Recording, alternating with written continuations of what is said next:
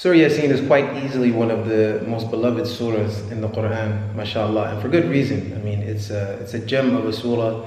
We hear it referred to as the heart of the Quran. And we also see that there are hadith that state that it's encouraged to recite it either in the morning, and then others say, in the evening. I had no idea that Surah Yaseen was essentially a blueprint for giving da'wah. That we had an imam in our Surah Yaseen summer intensive, and he told us, that after the session that revealed the theme of da'wah in Surah Yaseen, and he took that to his da'wah team and used it to train them before hitting the streets to give da'wah. So Sheikh Hamzah Abdul-Malik is really one of a kind when it comes to Tafsir of the Quran. My name is Ashir Kirk.